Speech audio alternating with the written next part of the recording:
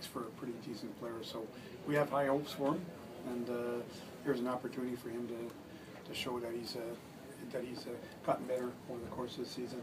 Has Paille been cleared? Is he? Yeah. Yeah. You expect him to be in the lineup too, or? It could be, so that way probably. So we'll have to make some deductions here, eh? We have to pay attention in warm-ups. Is that what you're telling us? Could be. Could be. I want to keep you guys on your toes because it gets boring when I'm too predictable, right, Matt? It is very boring. Yeah. So You thought I was going to answer that question? Right. You thought I was going to That's why he was giving you a free pass for. You have to explain it to You you. missed your chance. You could have asked me who my goalie was. Too late. What have you seen out of Carolina lately? If you've watched them at all? Well, they play a real aggressive game. You know, they forecheck really hard. Their Ds are very active on the forecheck. Even through neutral zone, they like to play it tight. You know, so for us, we'll have to have our feet moving, and we'll have to get pucks past them, and then get those pucks in deep and play our game, as you often hear me say.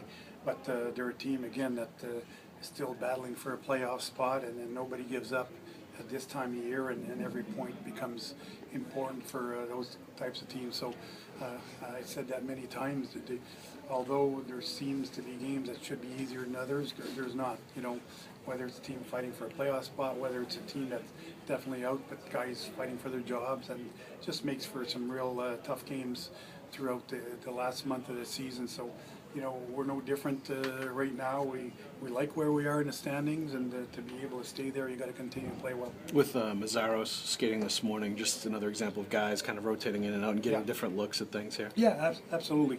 You know, so as I mentioned before, there's going to be some changes here as we go along, and I think he's played 3 straight games, and we've continued to work with him, and so we certainly don't want to let our other players that have been here be pushed aside because of trades, and so it's just managing that whole back end. But when Peter acquired Mesros and referenced injuries over the last couple of years and conditioning, game conditioning, particularly this year because he was out and in. I mean, is he? Does he need a little work to catch up? Do you think at all as far as game shape or just shape overall? Or?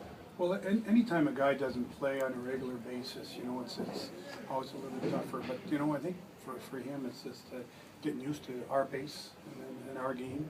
And everybody here, I'm not going to say does extra, but everybody here, when they don't play, does things to stay up with the pack. And you got those guys that play every night, that their conditioning is up there. Well, the guys that don't play the same amount of minutes as their top guys, and guys that don't play do what it takes to stay with that pack that's up there. So they got to do a little extra, and that goes on throughout the whole year. So it's not just now or different times. It's throughout the whole year, and that's how we maintain our conditioning throughout our whole team. Is that we have to have everybody in top shape, and it means the bottom guys sometimes have to do a little extra to keep up to the top guys.